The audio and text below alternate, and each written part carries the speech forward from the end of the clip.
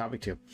Recently, there's been a split in the progressive community between people who recognize binary trans folks and non-binary trans folks as a large group with they, them as pronouns, but drawing the line at xenogenders like cloud gender and animal genders. If you're using descriptors that don't have anything to do with human sexual dimorphism, should we be using gender or neo-pronouns as descriptors? Is this gender trinary, he, they, he, she, they, enough, or does the diversity of xenogenders demand more categories? Is this a fad, or is it with us permanently? So yeah, the whole I guess the importation of new genders, and whether those are valid or all that stuff. So we'll be talking about this. Was Counterpoints' topic. I forgot to mention that there, but Counterpoints came up. You guys are all transphobes. Oh boy. Counterpoints. Every one of you. You have Counterpoints. Give it a try. I'll let you start, and then we'll go from there. Yeah, so I would just say for the sake of respect, I'll say or honor anybody's pronouns who wants me to honor them. But I do think it's interesting that we do have concepts that are not typically associated with gender. I would define gender as the social expression tied typically to sex, but not necessarily definitionally strictly to sex. But I think that's how it's been historically within Western culture. So adding in these xenogenders related to inanimate objects or animals has been kind of interesting for me because it opens up a new category that I've never ever really considered as being a part of my identity. And so that's where, again, I'll say what you want me to say, but if I had a preference, I'll be a transphobe. If I had a preference, I would do the gender trinary, where I would say, hey, most people identify as men or women. Some people are non-binary. Binary trans people definitely exist and they're valid. Non-binary people definitely exist and they're valid. But this is kind of like a broad category through which many queer people choose to identify.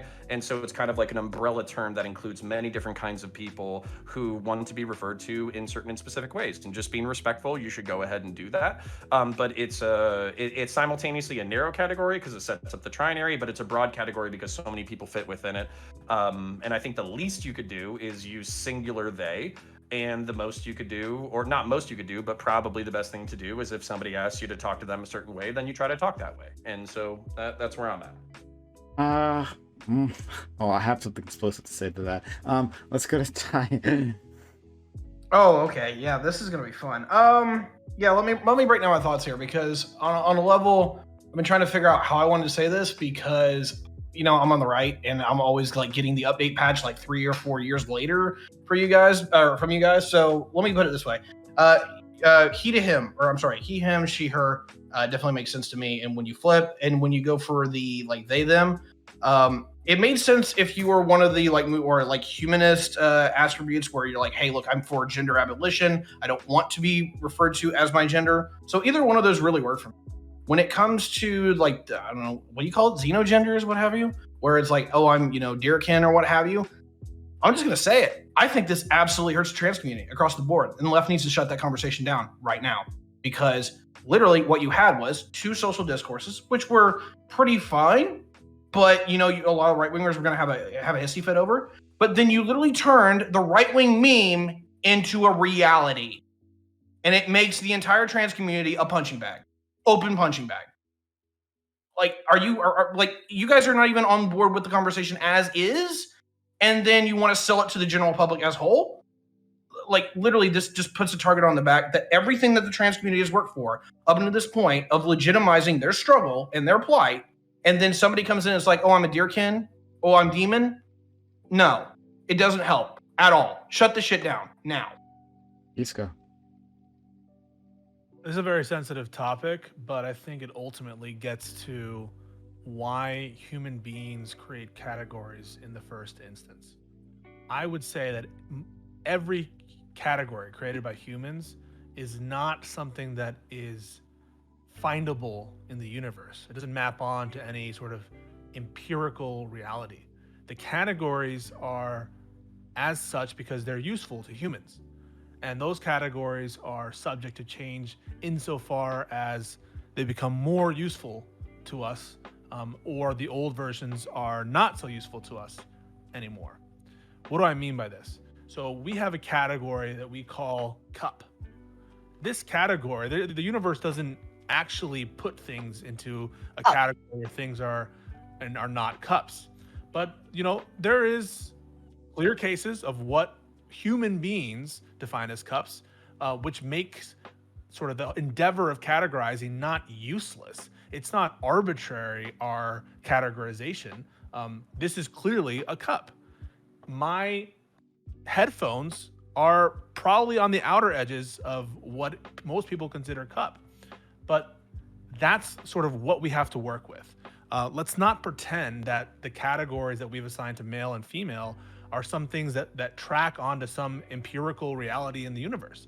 They're useful categories, and we put a set of traits that we say generally feminine or generally masculine, and we assign that label according to a spectrum of different characteristics that a person could embody. Is it useful to have a category for these sort of non-sex linked genders? Maybe you can make a showing that there actually is a group of people for whom it is extremely important to be recognized by their particular affinity, whatever that is. But maybe it's not actually important. It's not useful to do that. Suppose that someone said, I want to make a separate facility or a separate program for a category of people for which there is no singular person under that category. That wouldn't make much sense. And so what I think is important for this conversation is to talk about the categories that people want recognition for and why it's useful and helpful to have that category. But I don't believe that this is some sort of intrinsic feature of the universe, that there are only two buckets and you either fill one or the other. Zonia. Okay. First and foremost, I identify as Tiberius gender. So just want to get that out of the way. Please respect my gender. What are the pronouns? D. Okay. This is obviously, it's a very contentious topic, and we're talking about people's identities and the way that people personally identify with something, the way they identify with the world, and it's a deep kind of a value aspect to them and their psyche. And so it's a thing that's difficult to question, because if you question it, even if it seems absurd to you because it's so out of left field or something, you could be very, very likely, they could be totally sincere with you, and you could be kind of doing harm in that case. So I think when it comes down to identity, we need to allow people to identify as they choose to, and just, try to do our best effort to respect them with that. When it comes down to things like policy, though, legislation, advocacy in more official channels, official forms and documentation, we kind of have to stick with a narrower subset of most commonly accepted terms and most commonly accepted categories. And those things get evolved over time as more and more of the general population identifies with it in a different way. But in the meantime, we're still going to be kind of limited based on what is feasible within our system. So I think we can allow for, in terms of just general socialization with everybody, we can allow for whatever their identity is and respect it to the best of our ability anyway. And obviously there will be some limits and caveats there for some people, and I think that's okay. Okay, thank you. Smash. Yeah, this topic really confuses me, so I'm just going to take it very simply. Pretty much, if my son wants to think he's a dinosaur, I'm gonna let him, and I'm gonna pretend he's a dinosaur with him. Not saying that people are pretending their genders, but what's the harm in it, as long as it doesn't hurt them? So that's where I'm at here. I got something explosive to say. Oh, it's gonna be fun. Spectre. Great.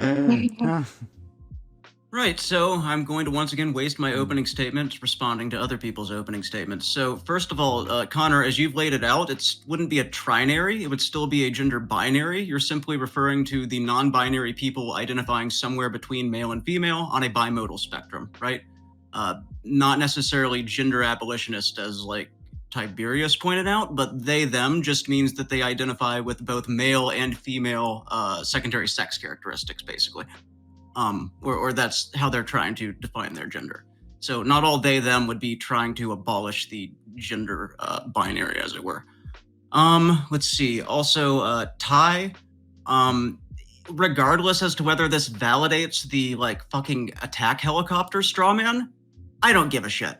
This is the same thing with like Joe Manchin blaming it on like inflation. People who use that as a meme don't actually care for that reason. They just hate trans people. So I don't like formulate my opinions on what I'm going to treat as valid based on what assholes on 4chan say. Like they're gonna find a reason to be transphobic, whether I give it to them or not. So that being said, I just don't understand how respecting xenogenders actually actively hurts trans people. If somebody can maybe explain that to me once we go into the open, I'd be very curious to hear it.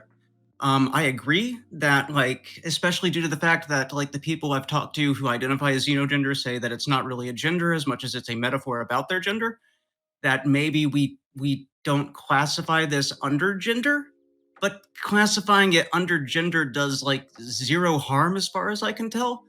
And Pisco, maybe there's no utility to it, but just because there isn't utility to it doesn't mean that, you know, we shouldn't respect it. In order for us to not respect it, you'd have to show me that there's negative utility. Dooby, if you're talking, you're muted. All right. Well, maybe he stepped away. Hello. There you go. Yeah, I pressed the mute button accidentally. Okay, so I'm already pretty like iffy about the non-binary thing. So xenogenders are pretty tough for me to get on board with. It's just like on their face. But I've had the opportunity to speak to like a handful of people who identify that way over the last year or so. I was in a conversation yesterday on Spectre's stream, actually, where with a couple of these people, and I spent most of the time listening. Didn't talk very much aside from asking a handful of like gentle questions, because I genuinely want to understand these people. I don't want to hurt them unnecessarily. I don't want to make them uncomfortable, and I understand that these people are just trying to live their lives in a way that works best for them. Right. And I don't, that's what I'm doing. That's what you guys are doing, I'm sure. So I don't really think that they're like, it's some huge evil that they're doing, right? Wanting to be called like phage gender, whatever the fuck. But so, I mean, I agree with Connor in that if I'm interacting with somebody and they tell me they want to be referred to with unusual pronouns, I'm going to make an effort to use the pronouns, and I'm going to apologize when I make a mistake. It doesn't hurt me to say Z or Zer, it or Faye or whatever. And if it makes them more comfortable, I don't have a problem with trying to accommodate them. That being said, I think that, the way that xenogenders are explained, in my experience, right, both by the people that identify that way, and, by the articles and the quote unquote literature I've been able to find about this thing over the last year or so, it seems like they are, I don't want to say they, it seems like some of these people are using xenogender, whether it's demon gender, fairy gender, Neptune gender, whatever the fuck it is, as a way to describe, to be hyper specific about their style, their lifestyle choices, the way they like to dress, the way they like to behave in social settings. And I don't know if that's like useful for most people, right? To me, it seems as if it'd be, for example, I wear a lot of like slacks and dress-up, button-up shirts. When I'm in public with people and friends, I operate in a certain way. Tend to be pretty professional when I'm amongst like my colleagues and whatnot. So I would be able to say my gender's like business casual young professional gender or something like that. It seems like that's the way they're using it. And the way that's something you'd call someone like a tomboy or something. Someone might say that they're tomboy gender and they have separate pronouns. So it just doesn't, it seems like they're trying to be hyper specific to let people know exactly what their experience is and the way that they're getting through the world. But I just don't know if it's that useful, and I don't know if I'd call it a gender. But like Spectre said, calling it a gender, is it really that harmful? Does it actually hurt trans people as a whole? Maybe, but I'd like to hear the arguments. Ukerist. I know very little on this, so I'll probably be in the position of like what Dooby was talking about, which is I just have questions mostly, and very little firm on this. I am curious in general, though. Like I think Spectre hit on this. What Tiberius said, right? The initial thing or the initial thought. I shared this topic with a friend of mine who's kind of like an old school Democrat kind of guy, and he's like, he said something similar to Tiberius. He said, I think this is in some way harmful to discourse around trans issues because you're just playing into something that Fox News basically invented, and you're just you're turning it into a real thing, and it's a distraction. And I think that's a common assumption, and I'm curious what other people think about that, in the sense that for me, just looking into this the little bit that I have, and again, I'll acknowledge I know very little about this, it seems like in both cases, depending on the the trans person you're talking to or the person identifying with the xenogender person that you're talking to, this issue kind of arises out of like a disconnect between how they feel or how they understand their own identity versus how they would expect someone of a different identity to feel. So whether or not it's I disagree, I don't feel like what society says a man should be, so I feel like a woman or non-binary, or it's I feel like what I imagine, I don't know, insert xenogender here, would feel like, so I identify with that. I'm wondering how, if you want to distinguish between them, like Tiberius and some other people, like my little my old school Democrat friend want to, how would you distinguish between those things? Yeah, that's just sort of my like foundational question going into this, and I'm happy to just listen and learn more. So, I'll open the panel. To respond to Prime, were you gonna? ahead, You said that you had something pretty yikesy to say. I was gonna say that one. Not letting you walk away from it. Okay, all right. No, I'm certainly not going to. I know. All right. I know what you're gonna say. I think. I doubt it. Okay.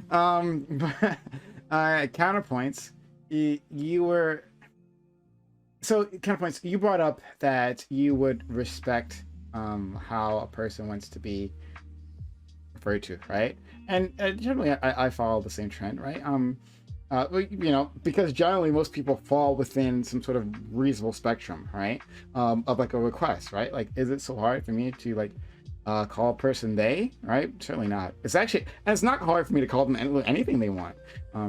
But like, should we play into this, right? And whether you call it a gender or not, I don't care. Like, what you call it, you want to call it something else, right? But the point is that you are identifying as something that is like plainly ridiculous, right? Like plainly ridiculous. And so like, Counter and anyone else who agrees with this point. Hold on, let me finish. Because here it comes. Counter. If you would respect like how they are going to identify themselves, like, what if I identified as a slave? Right. So what if my pronouns were boy, and I wanted you to hold on, Counter. I wanted you to refer to me as a boy in public, please. Would you respect that? That's a tough one. I think I would ask you, like, if you one, I would just try to see if you're fucking with me, number one, and then two, if I hold on, if I found out that you weren't fucking with me, then I'd be like, hey, are you serious? Like, is this actually what you want? And then if we were in public, then I would be like, hey, listen, I'm not gonna lie, that shit has a lot of associated stigma with it. I don't want you to be judged negatively. I don't want to be judged negatively. So are you comfortable with like they, them? And like, honestly, like, I would try to redirect the conversation, even if it was something like hyper negative or extreme or sincere. Because by the way, like, I understand that these things can get into like aggressive hypotheticals pretty quickly, but I also lived in Southern California for a long time, and there were some interesting people that I met there. So basically what I'm really saying is I would try to determine sincerity. I would ask if there was a reasonable accommodation where we could compromise. I would try to respect you as a human being, but if that respect came at the cost of the broader public, I would probably just disengage socially. I'd be like, hey, listen, you're not really somebody I want to hang around with. I'm sorry. Have a nice night. You wouldn't respect. You wouldn't do what they asked you. This is just to establish. I would try to find a set of compromise. questions. I think this is a good set of questions that Prime is asking. Just getting at, surely there are some identities that, or at least pronouns, or requests from people that we would not grant. And I think what that line of questioning just indicated was there are some things that push to the limits we would not respect. Can I open up a line of attack possibly on myself to be canceled? So basically, if somebody actually sincerely identified as an attack helicopter and they were like, listen, I'm transhuman. I don't identify with human beings. I'm an aggressive person. I love everything about like military technology. I want to incorporate it into my personality. And basically, the second that I can have metallic augments, I'm gonna get metallic augments. And I'm actually literally gonna go to Dubai in order to buy the jetpack and fly. I would be like, cool. But I'm probably not gonna be hanging out with that person unless they invite me to Dubai to fly with them on the jetpack. So let's go to Zonia Inspector. Okay, this is an area where I've had a little bit of contention with my own community, the trans community, and I've had people come after me for this. So I actually draw a line at certain points under certain conditions. For instance, like in general public spaces or uncontrolled spaces, I think that there are limits that one can have where they don't want to create a situation that can be harmful to others, right? And so you might want to in like public, well, for instance, the big elephant in the room, right? That it's pronouns. So we're talking a little bit of pronouns, a little bit of xenogender, but the internet's pronouns is one of those things where I've said, well, I probably wouldn't use those for somebody in a public space, like an uncontrolled public space, because I wouldn't want to create this situation where like other people think I'm intentionally dehumanizing another person, or if it becomes associated with people being like, oh, I can, like normies thinking, oh, I can refer to trans people. Like if it's, I could refer to trans people as it's okay, well then I'll do that. That seems pretty easy, right? So that could be a problem as well, because you certainly don't want to have someone who doesn't have those pronouns, who is trans, to have those pronouns used on them without their permission, right? So there are certain limits where I'd be like, okay, in a general like uncontrolled public space, I might not say this based on certain conditions, and I think that's an okay thing to do. But if somebody did genuinely ask me, and I did like similar to what Connor said, and I said, just to be clear, you do genuinely identify this way and you want me to refer to you like this, and they say yes and they're being sincere, I would probably go and honor it in most situations where I feel it's not going to have a negative consequence on someone else who's in the vicinity or general. Go ahead, Spectre. Then, Smash and Dooby. Right. So, first of all, this isn't directed at anybody on the panel, but it is very, very fascinating to me how every cis debate bro on the platform has such a strong opinion on this suddenly, despite learning what xenogenders were just 2 weeks ago. Second thing, I want to address the aggressive hypotheticals that this kind of always devolves into by maybe taking it away from like the gender discussion and applying the same kind of aggressive hypothetical to a concept that I think we can all agree on: nicknames, right? Like if my name is Zachary and I say, hey, I prefer that you refer to me as Zach, like you would say that that's probably the socially acceptable thing to do, yeah? Now, if I said, my name is Zachary, but I prefer that you refer to me as Adolf Hitler or Mein Kampf with no spaces, you'd tell me to fuck off, right? I mean, okay, so we can probably apply the same thing to gender identities and just understand that there's going to be certain situations in which like we can say like, okay, I can intuit as a rational adult human being that you are in fact being ridiculous and using this as like an opportunity to just construct a straw. That's the point, Spectre. I mean, the point, you can't necessarily. The point is that there is a line at which it's not just respect identity no matter what. But can you draw that line for nicknames, or do I have to throw out nicknames as a concept now as well? You draw it in every domain of life. You know, if we're trying to include in the category of cup, headphone, we're not going to include that. If we're trying to include, something that is not harmful, it's just an animal or something, maybe there's more room to have that. But if it's some slur or something, I'm not just going to respect that identity because it is your sincerely held identity, and that's all this line of questioning is establishing. And I think everyone here is in agreement that Yeah, there's a but limit. what I'm saying is that if the sincerely held identity, or if the identity, even if it's not sincerely held, cannot be demonstrated to actually have negative utility, then I see no harm in simply just going with it. Like, you have to show me that it has Yeah, negative but- utility before I'm but going to even be in accurately your Yeah, respecting it. hypothetical, My Hang on. point kind of goes off of this. Like, we all have our names up on the screen, right? And we all have names. Like, why can't we just use those? Yeah, but Well, Go ahead, there are I'm sorry. many situations where you're talking throughout the day where you don't end up using a name, right? And so you drop to a pronoun. You use something more general. But I'd like to push back a little bit on what Spectre is saying here. So you can't necessarily know how genuine this is. Like as more and more of as the door opens and more identities are introduced, you get to closer and closer to, or further and further out to things that are deviate from the norm, where the extreme could be very viable at some point in time, right? Then my And then my so- challenge would be, like, you can't tell when somebody is being sincere with a nickname, so should we just, like, get rid of nicknames as a concept, right? Should I be anti-nickname now in the same way that you expect me to be anti-xenogender? No, I would just say you have to honor it, right? Or you would try do your best effort to honor it as best you can, or have certain limitations, right? But then the other thing is, now in terms of harm, one thing that's often overlooked, little bit of a trigger warning here, I'm going to say, because it's a pretty big audience right now, but this is not my case, but I know others who have this case. If with certain trans people, many trans people have been in this situation where they have trying to find a good way to say this without getting too graphic, but woken up in the emergency room not knowing where they are, being confused, and the last thing echoing through their head was kill it, right?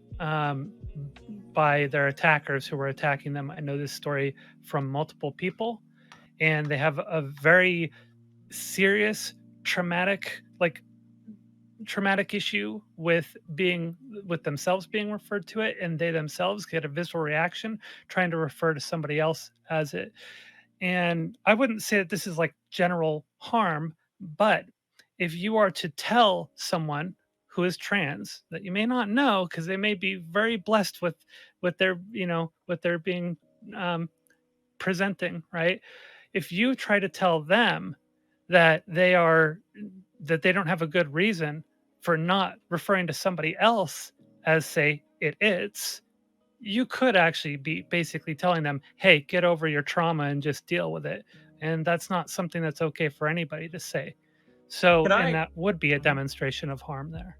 Yeah, and so this is my thing, is like we all navigate a negotiated reality, and I think oftentimes, like, the reason why people could be very uncomfortable with this conversation is because it's not coming from a place of respect. It's, oh, hey, how can I come up with the most absurd hypothetical possible? How can I come up with the most extreme social scenario so I can advance an agenda? And that can be frustrating and scary for a lot of people.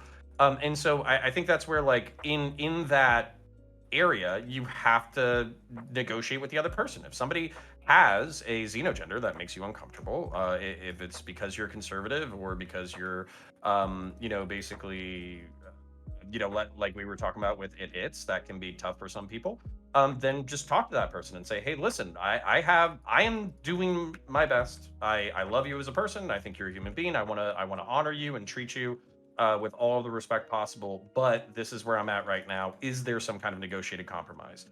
For conservatives, can I refer to you to your name? Can I use singular they? And then for more progressive folks, it's like, hey, can I use they, or do you have an alternative pronoun that I can work with?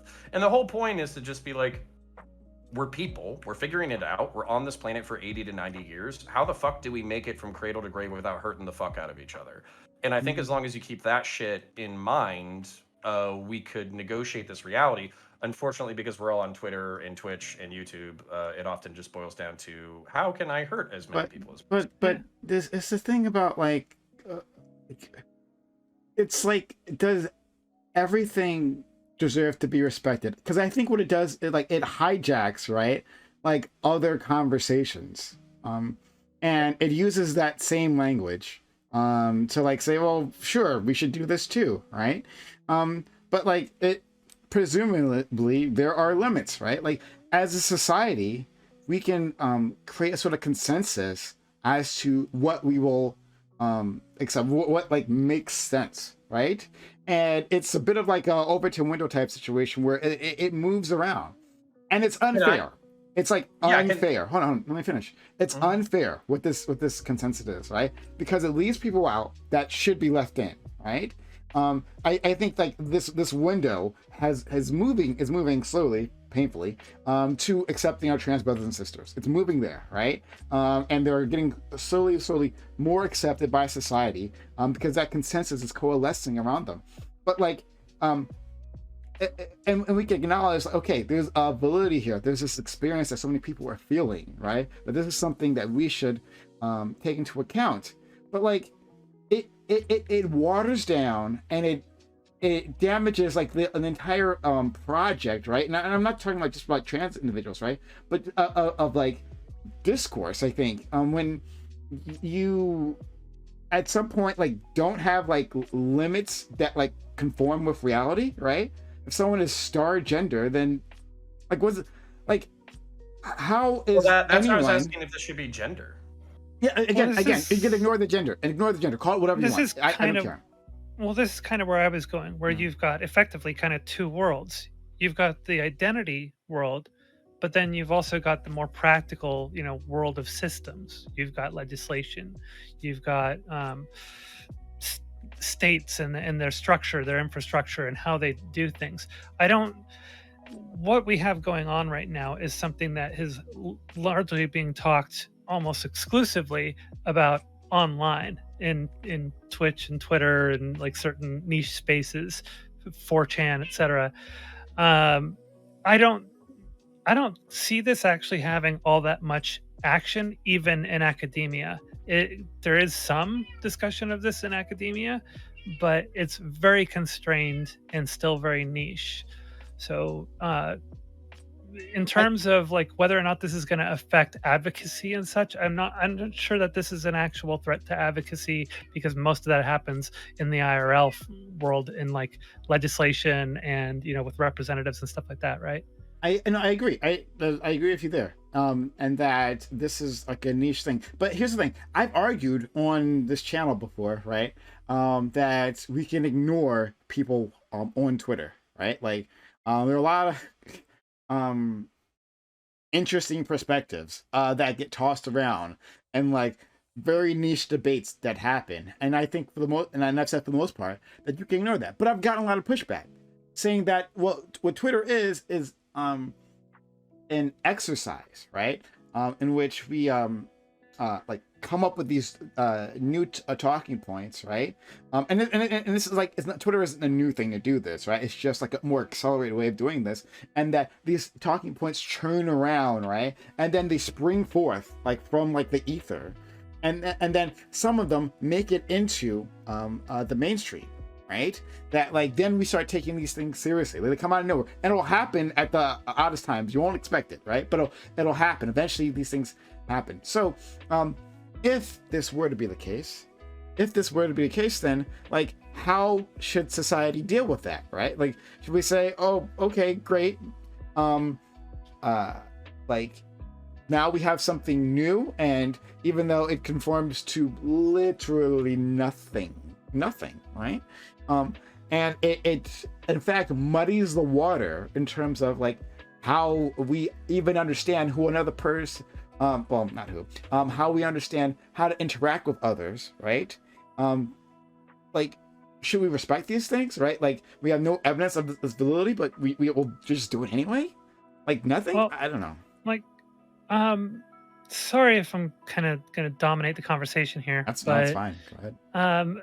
Okay, so let's take it from my perspective. And I've worked a little bit with trans advocacy organizations, one here in San Jose specifically, and we've sometimes, like, I myself haven't gone to present and advocate for legislation and such, but I know people who have, and we wouldn't be advocating for like xenogender type things. and maybe years down the road or something, as many more people identify as this, but we wouldn't be considering that to be transgender, because we have to advocate for certain things and prioritize these things in order to get the right kind of response that we need to get our representatives to sign off on things, get them to sign off on bills.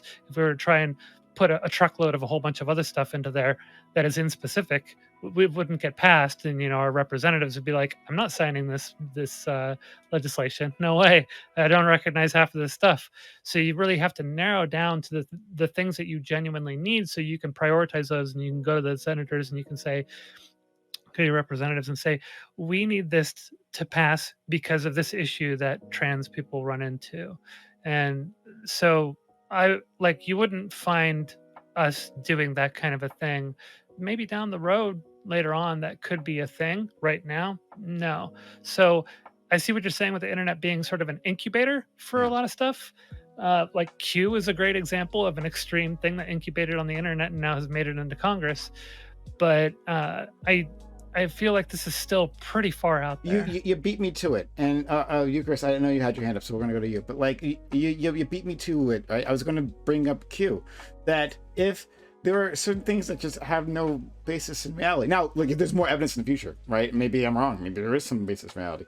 That's a possibility. But like if there's things that are have no basis in reality, should we give them any credence at all? Right? Which is why I think it is offensive to compare this to the transgender struggle, because the transgender struggle does have a basis in reality, right? Like we understand this. I understand this. I think everyone on this panel will say that as well, right? I'll speak for you all here. That like I think we can acknowledge that it has a basis in reality, right?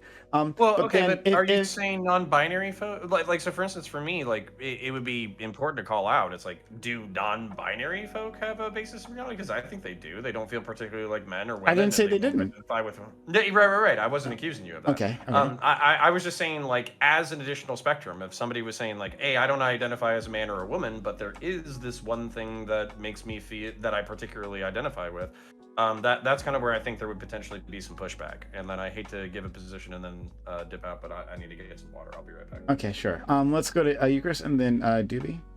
Yeah, so two questions. I mean, one on your thing, and then on the memes / incubator problem with the internet, right? Like, I'm wondering like where the line is for you on like what has a basis in reality as it applies to this question. And then I'm wondering like to what extent should we be worried about the internet being an incubator for ideas that do seem to catch on eventually. So it wasn't that long ago that I feel like the people in the circles that I run in, the right-wing meme thing was like, oh, soon you're just going to be called a transphobe if you don't want to sleep with, someone who says who identifies as a woman who has a penis, right? And this is mainstream discourse now, right? So maybe that's a good thing, right? Again, back to Spectre's thing. Like maybe there are things that it's perfectly fine. I don't give a fuck if it's a right-wing meme, if it's true, or if it's something that doesn't hurt anybody at least, right? Maybe we shouldn't care. So I guess I'm just wondering where we kind of draw those lines. Again, like this isn't challenging. I didn't really know much about xenogender stuff before today, and we had this topic, so. Yeah. And again, we don't have this conversation doesn't even have to stick necessarily on xenogenders, which is where I was kind of go with the Q discussion, right? Is that like if there's a discourse that has absolutely no basis in reality, right? Should its believers be taken seriously, right? Like the people who adhere to it, should we take it seriously at all? Like that's what the question. We can move it from there if you want, but dude. No, I think that's a great question. I just wonder, like, I can understand as it regards like Q, the basis in reality thing. We can go out and we can try to find evidence for the existence of this cabal and all this stuff that's going on. I'm just wondering how that applies to the xenogender discussion. Like, in what sense would their identities have or not have a basis in reality, and how would you determine that? I don't know how we would determine that. Like, I don't even know where to start with that. If we could determine it, that'd be a different story. But like, so how many of these people exist? That's one way to determine it. So if it is a category for which there is no member, should we respect that category? Or let's say it's only one person who identifies as one of these categories. It starts to become less useful to like include that information in the census, or to you know, these are the kinds of things you look to. Another one you might look to is what I think Spectre brought up a good question, like what's the cost of it? Maybe there are some transactional costs in listing all the genders or in bookkeeping, that kind of thing, but maybe you think that's slight compared to like what the detrimental effects are on the person if they aren't called by this thing. And then another thing that Zonia mentioned and other people mentioned is the secondary effects on outsiders hearing you say the identity, supposing that the identity itself, it's boy or something very offensive. Those are all things you would consider in choosing whether to respect the category or not. And I think they're things that we consider for every category. How useful is the category? Is it helping? Is it hurting? And how and why? Dooby. Yeah, I just want to reiterate. For me, it's I not said, like I said Dooby has his hand up, and then we'll go to you, Spectre. Okay, so I'm gonna go mask off a little bit here, okay? Because my impulse when the xenogender thing came to my attention about like a year ago, was that it was connected to something else that I know that I'd like to avoid, and it's the fact that among trans people, there are like multiple studies on this, but there's a very, very high instance of cluster B personality disorders, right? One study, I think it was in 2014 was like 81% trans people have a cluster B personality disorder. Another one was like 41%. Another one was like 20%. But in the general population, it's like 1%. So this group of people, that is there's a very, very high rate of this happening, of them having these kind of disorders. And cluster B personality disorders is like narcissism, histrionic personality disorder, Machiavellianism, things like this. And I wonder, right? So my impulse, when I found out about this is, hey, maybe is this tied to that? Are these people with who are identifying as trans, but are actually like somewhat narcissists, right? Have this disorder, and they when you refer to them, they won't. Not only do they want you to refer to their gender, right, but they want you to refer to every single possible mental state they could have, right? So this is why you have people that say, "Hey, I'm a star gender," because I identify with the universe and the galaxy, the stars. Some people say, "Oh, well, I'm a fae gender because I just feel really connected to nature." And when I watch Disney movies, I really connected with Tinkerbell, and I just felt like her style was really cool, and I just feel really playful, and I like to wear ears sometimes. Or sometimes I like to put on horns. When that happens, I feel more frisky and demonic, so I'm a demon gender. These people actually exist, right? This sounds like a meme. These people are out there. They're definitely out there. I spoke to one of them yesterday, right? And when they're telling me this, I don't want to say, "Hey, you're lying. You're full of shit. You don't feel this way." That's mean. I don't want to hurt these people's feelings. But I wonder, so what I'm trying to avoid, right? What the position that I'm running away from, that is my first impulse, is that this is narcissism, right? That this is them wanting people to identify them with exactly their fucking sentimental states and their style and the way they like to speak and all this sort of shit. And if they don't, then they feel disrespected and they're going to call you a transphobe. They've attached themselves to the trans community when they're not actually trans. These are people who want attention, right? But they've attached themselves to this community, and in doing so, they've hurt that community by playing into all the Republican memes, all the conservative talking points. Oh God, you're saying you're a woman? Well, why can't you be a dog? Hey, you're saying you're a woman? Why can't you be 10 years old? They're playing into all those talking points, and they're demanding that the people that they interact with go along with them. Right? That they accept the talking points, they bite the bullet and say, "Hey, your frog gender, your fairy gender, your demon gender is valid, and if you don't say it's not valid, you're a fucking transphobe." Right? And I think that. Again, I don't want to hurt people's feelings, right, when I'm interacting with them. But I think that if we can accept, hey, be respectful, right? It's maybe it's not valid, maybe it's not a real thing. It's kind of fantasy, and this is how this make this person comfortable. What do you do when they start saying, "Hey, we want civil protections like trans people"? Right? We're trans. I'm a demon gender. I'm trans. Why don't I have the same civil protections as trans people? Why don't I get to change my gender on my license? And what if you change it to other? Why am I the other? Why are you othering me? Right. So what do you say to them when they say things shit like that? So I'm running away from that position because I don't want to think it's just narcissism, right? I don't want to think these people are just like mentally ill and they have some kind of like cluster B personality disorder, and that's why they're doing this, and they want people to identify them as frog gender or cat gender or star gender, fey gender, whatever the fuck. But that's, if I'm being totally honest with myself, that's where I'm leaning. Right? These are bad arguments from Dooby. Let's go to Spectre, Tiberius, and then Pisco. Yeah, so my thing honestly is like, even if it is playing into like Republican talking points, like the Republicans are still making those talking points whether there are people playing into them or not. And they're going to continue to find talking points whether people are playing into them or not. I don't base what I do and what I respect based off of what chuds say. Like, that's just not how I live my life. It's not how I advocate for policy. I honestly don't give a fuck. They can get bent.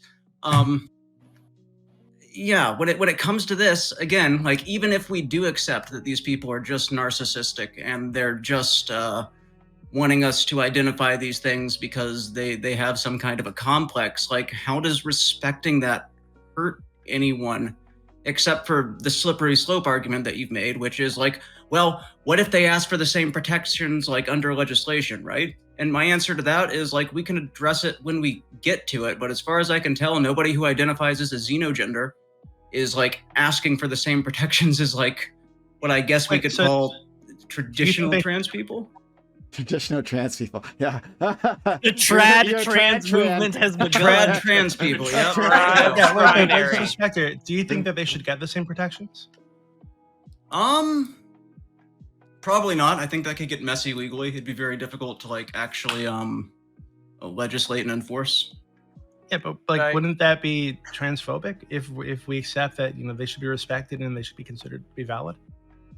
No, I don't think that saying that we should respect people's identities like in the way that we linguistically address them like pronoun wise, the same as saying that we should respect them under the law and give them protections. That's like a right-wing talking point right there. Like, what? That's like a like, yeah, no, I mean, like, why should we put, if that's the case, and this is not what I buy into, let's be very clear, right? But why should we accommodate our trans brothers and sisters by putting an X on our passport, right? Like, why should we do that? Like, that's like the talking point right there.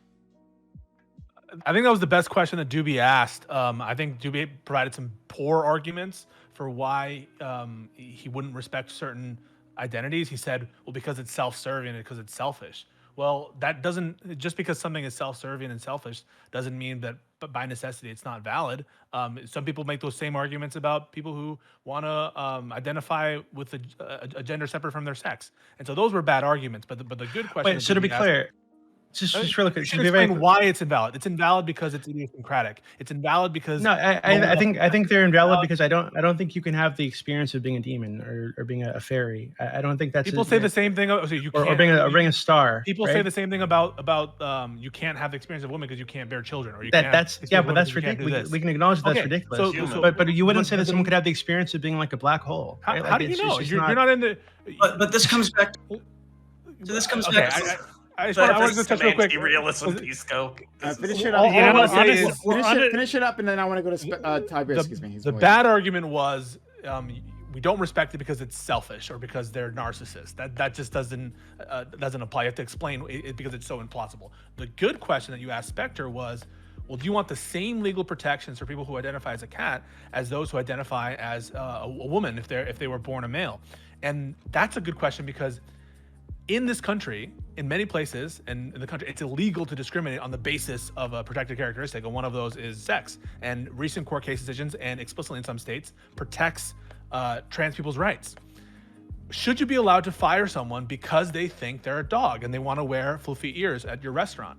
Would that make out a case for discrimination under our anti-discrimination laws? And if the answer is no, which Spectre seemed to suggest, it would seem to imply that some identities get preferred protections than others.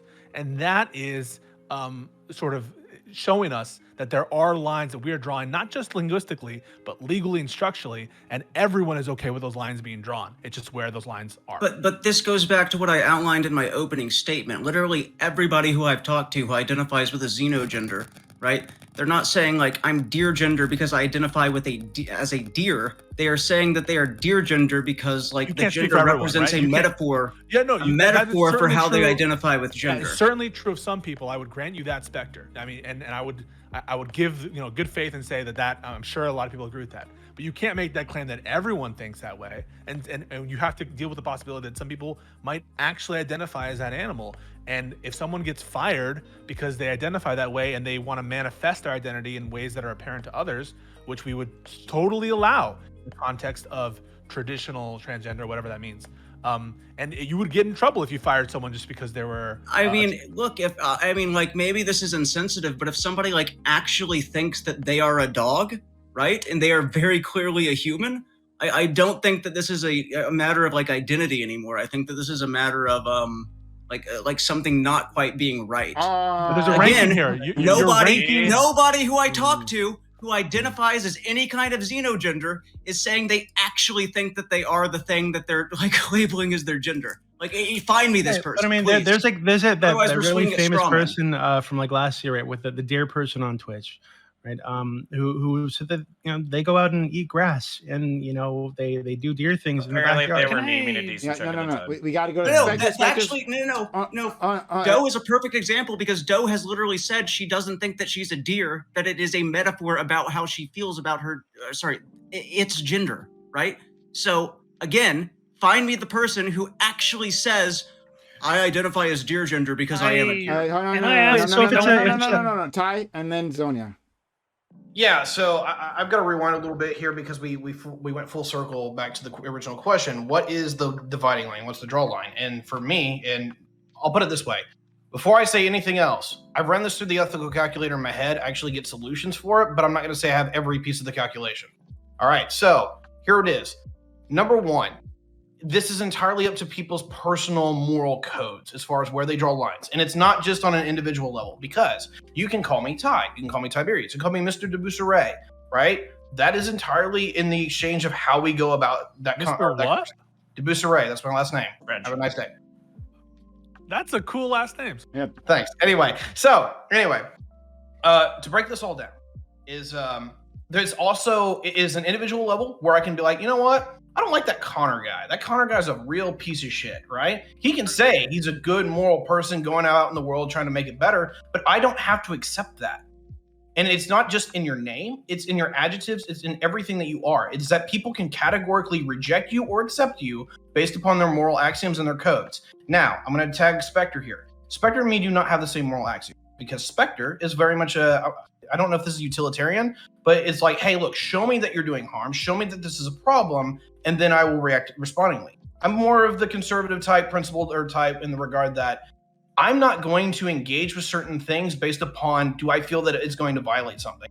So as an example, where Prime gave the one crazy hypothetical, it's like, hey, identify as boy. I'm going to be like, no, Prime, you're my friend, but I'm not going to do that because I'm going to make sure that as my friend, I'm going to respect you as a man and you are going to identify as a man. And if you can't do that, sir, then we can't be friends anymore. And I will sever that friendship right then and there. So yeah, in a large degree, that hits on the 1-1 level, but it also hits on the macro level too for peoples and groups. Is that one group of people will refuse to accept another group? I don't know why these dynamics exist because clearly there's levels where we can and cannot accept people. But what I can say is that literally it's just the Overton window on the macro level, and it's literally just to your individual tolerance on the macro level. Well, let's go, Sonia. Okay, so first of all, I'd like to suggest that we don't actually talk about Doe on here or not name anybody specific. Let's get more general with these things, all right? That's fair. Secondly, Dooby, one thing you mentioned earlier on was about like being accused of being transphobic for either not understanding these things or maybe not believing them. I don't think it is transphobic. Like that's my perspective. I think as things stand right now in terms of our definitions, most people are not going to understand it.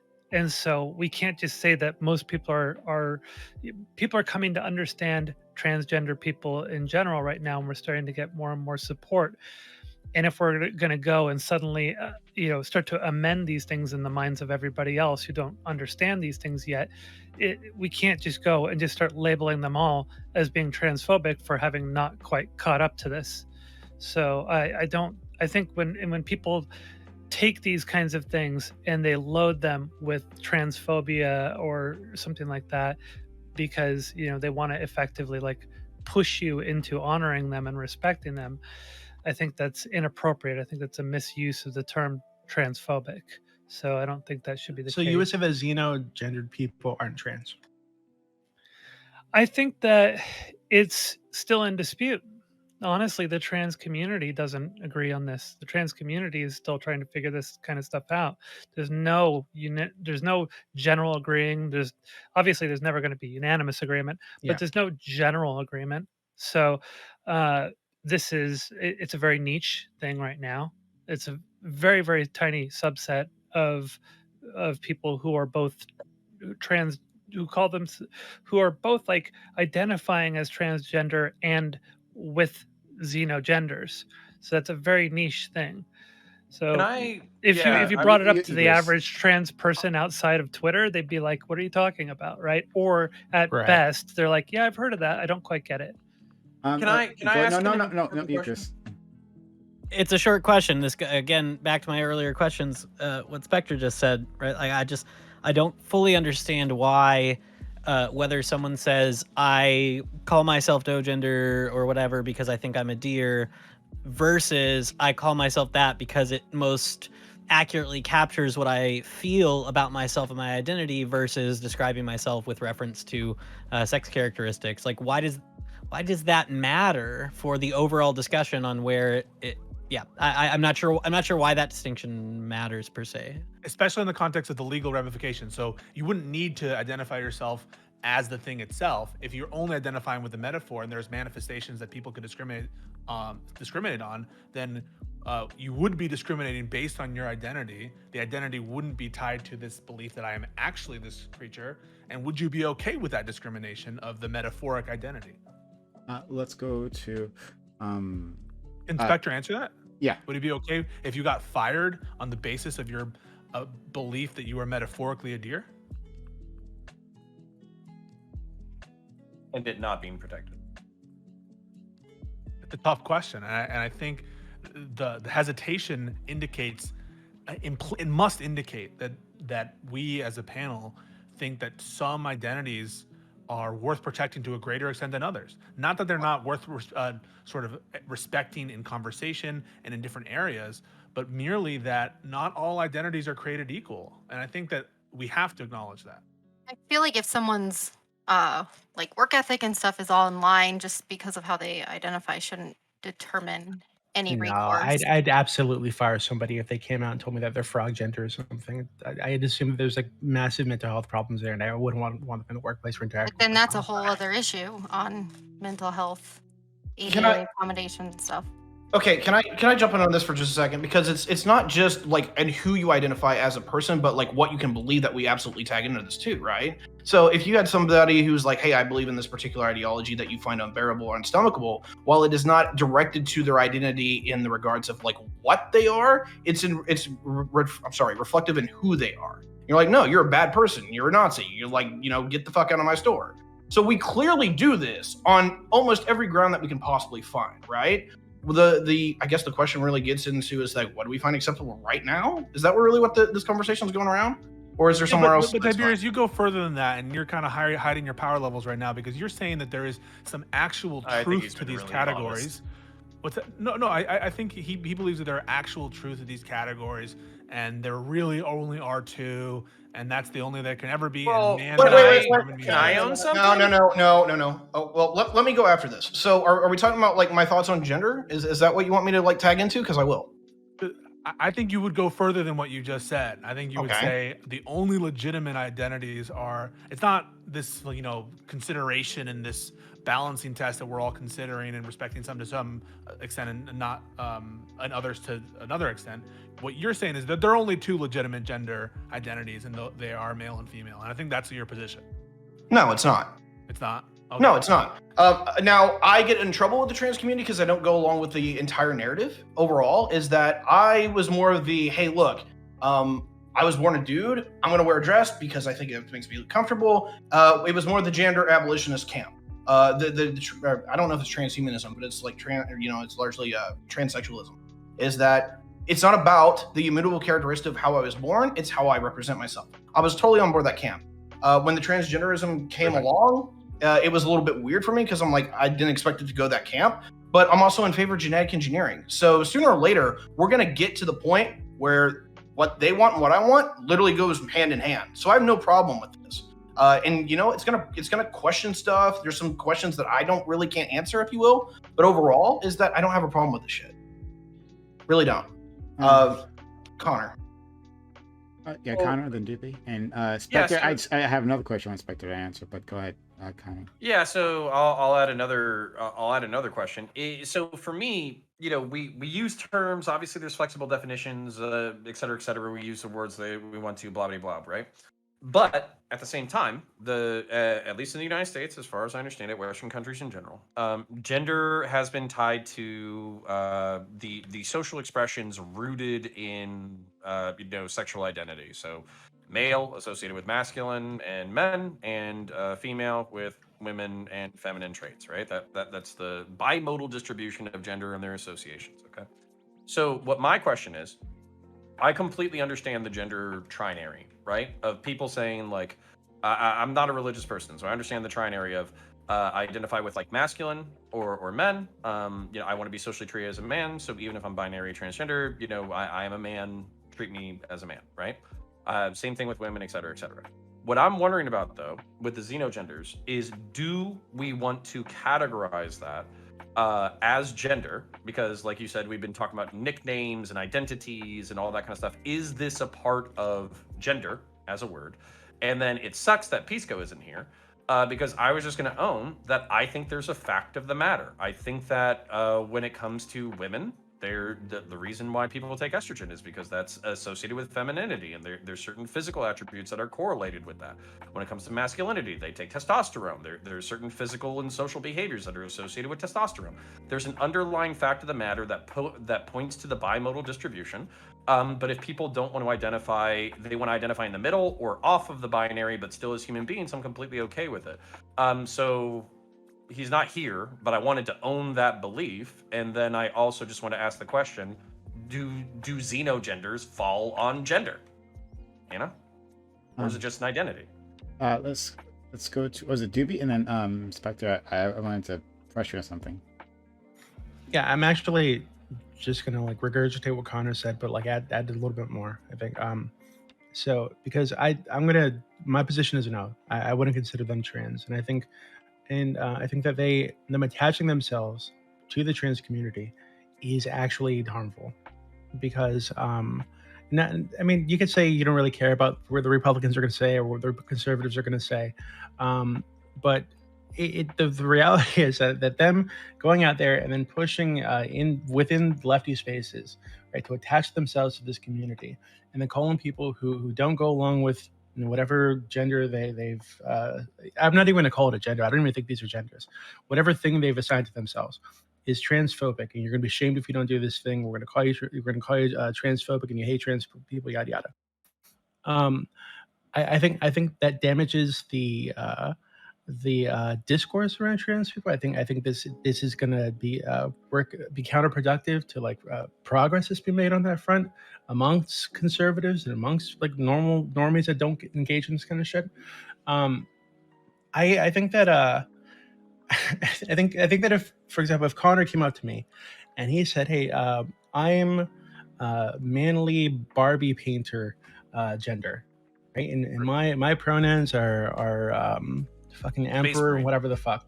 And Connor and he said, "Hey, Dewey, I genuinely feel this way.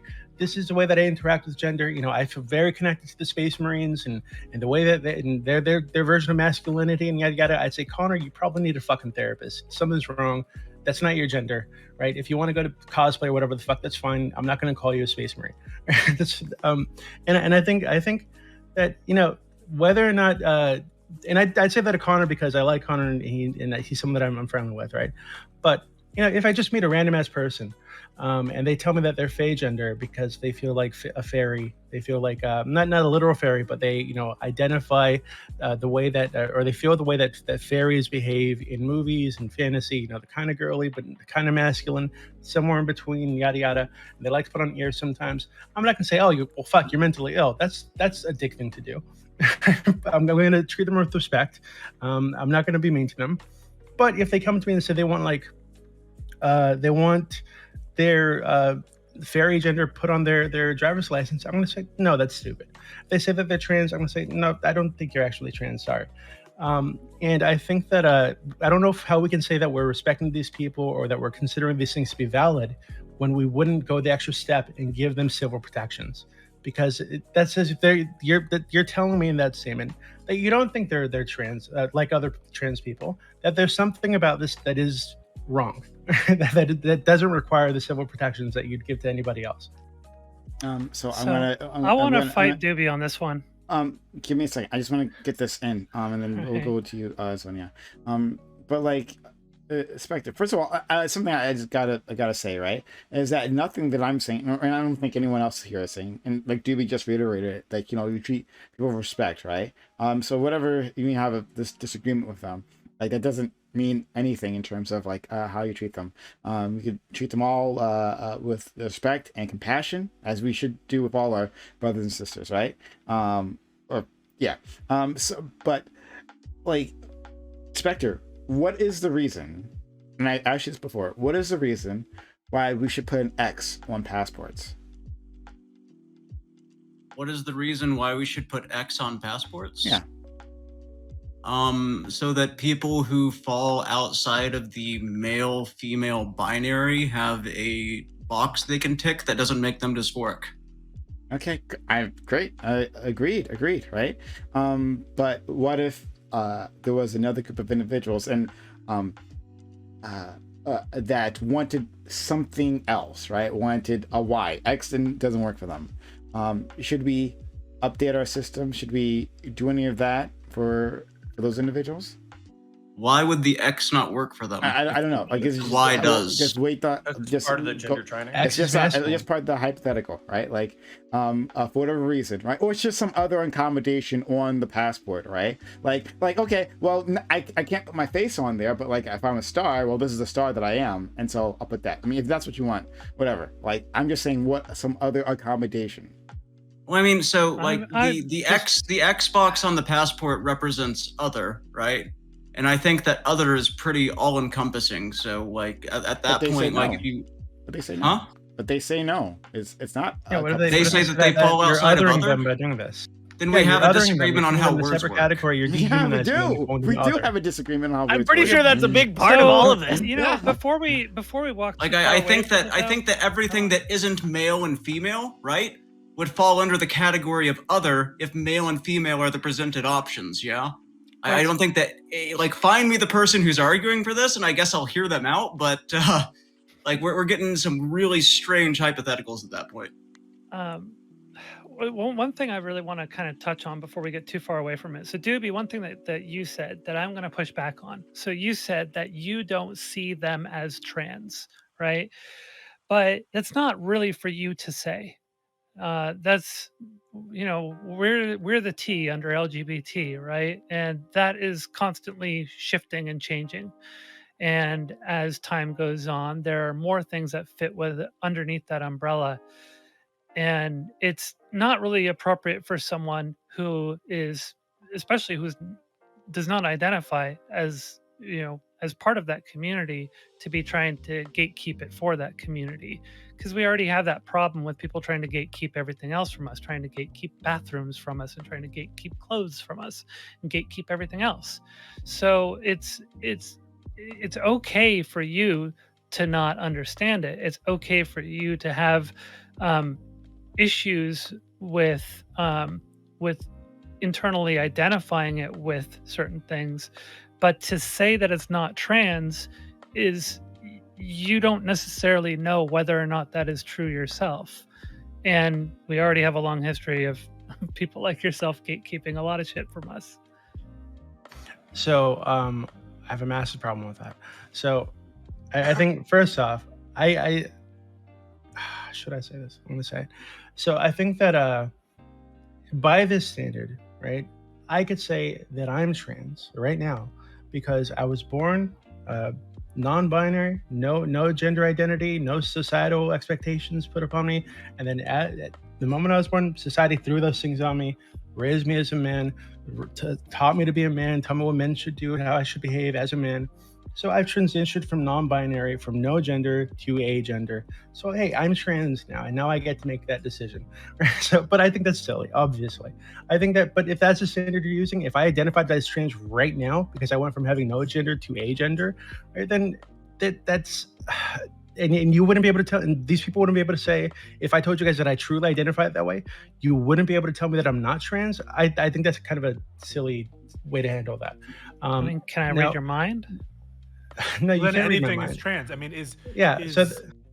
words like I agree that there's no empirical reality to what these categories mean, but words have, you know, a range of acceptable applications that humans decide. And I think that, for instance, trans can't mean a nuclear explosion, or most of our, you know. That's actually a really cool gender. But this is also why we have terms like assigned male at birth and assigned female at birth, because it's if you identify outside of the gender that you were assigned at birth, that is the standard that we hold you to be trans. Yes. Totally. But to say that a word could mean anything and nothing. I mean, what is the word? What work is the word doing for us? I mean, I don't think that is the case, but when you think about it, okay, so let's take it from somebody who currently, just take my perspective, for instance, right? So there are many cis people out there who have told me for years that, no, I'm not actually a girl, I'm a boy, and that I need to stop pretending to be a girl, right? So that was their definition of what existed, right? So they were trying to gatekeep me from just being myself. And over time, the number of people who do that has reduced as people have come to understand that, oh, well, we have people who are assigned male at birth or assigned female at birth who don't identify as that and express differently. So if you take your logic, right, you're effectively just doing the same thing over again. You're just doing it with something else that hasn't yet been understood. I don't believe I am. So maybe I didn't explain myself well, and that's possible. What I mean to say is the term trans, that term must include some things, but it must also exclude other things for it to be useful, correct? The term trans, it refers to an identity. It doesn't refer to how sweaty you are at a given moment. And it doesn't refer to whether or not that earlier. Okay, because that was what I said about when it comes to things like more practical, you know, our systems that we live within and have to deal with, right? Because there have to be limitations to these things, otherwise there's no way to actually apply them in our systems, right? Like I'm not talking about the identities as such. I'm saying surely the word trans must exclude some categories. And the question Dooby just asked you is, does the term trans exclude the cis category? And the answer must be yes, right? Yeah, I mean, technically that does. So yeah, I just laid out how it does, right? Like if you identify with the gender that you were assigned at birth, this is why we have the terms assigned male at birth and assigned female at birth, right? Then you are cis. If you identify with a gender other than the one that you were assigned at birth, then you are trans. This is not rocket surgery. This has been a well-established thing as long as the trans community has been around. So this is the point that I think Dooby was getting on is you are gatekeeping in that sense because you're defining what is trans for you, and for yours is a very broad definition. And you know, I probably agree with that definition being broad. But you're doing the same in principle thing that Dooby is doing in excluding some things as trans and including some things as trans. And so you can't fight him on that front. You can fight him by saying he's not broad enough, but you can't fight him on saying, well, you're making, you're excluding some things and you're gatekeeping because you're doing. Wait, I haven't once argued against gatekeeping this whole panel. Like we have gates for a reason. Keeping them is probably good in most cases.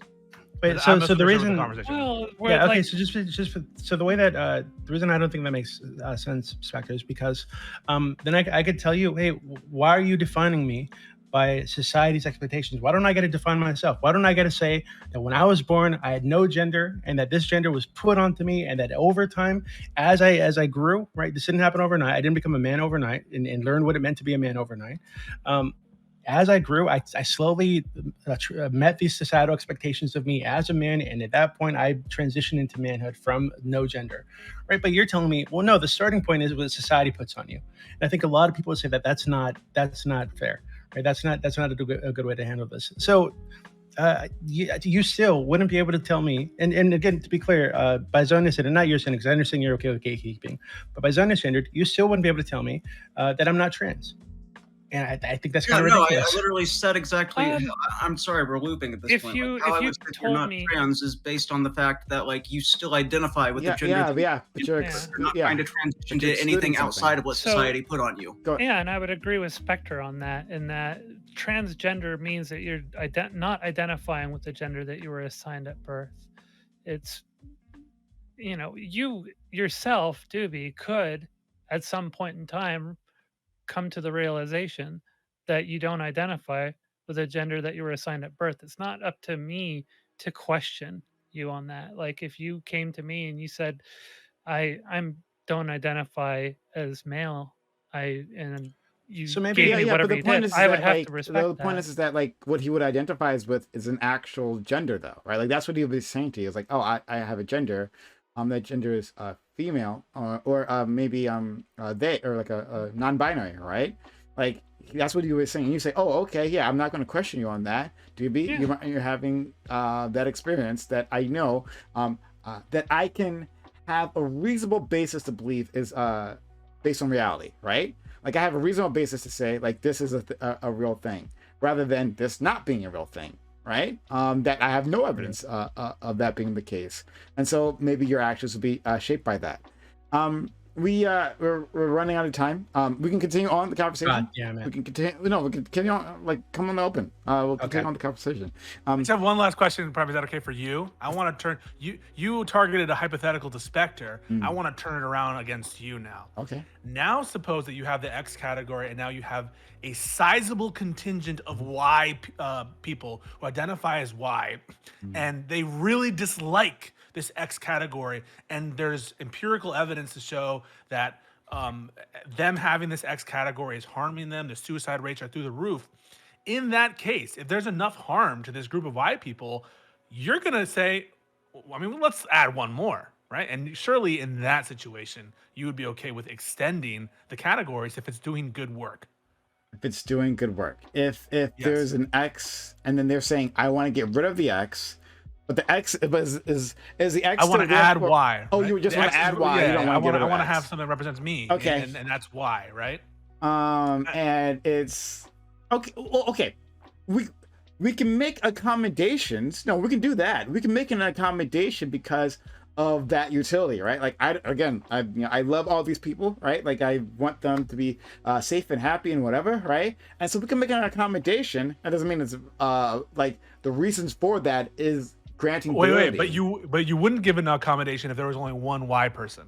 If there was one Y person that says, I want my own little box to check off, you would say no box for you because you're only one Y person. Because isn't that true? It's yes, because because there'll be a Y, there'll be a B, there'll be a C, like right? Because then we'll have to be going to the Latin alphabet, right? Like yes, the but it Greek cuts alphabet. both ways. Yeah. It cuts both ways. Yeah. At a given enough amount of harm to a group of people, everyone on this panel is going to make accommodations. But if that harm is not present, or if we think there's not really that many people who do this, or they're not being hurt by their exclusion, then people are not going to make accommodations, and that I think is where everyone's at. Thank you for that.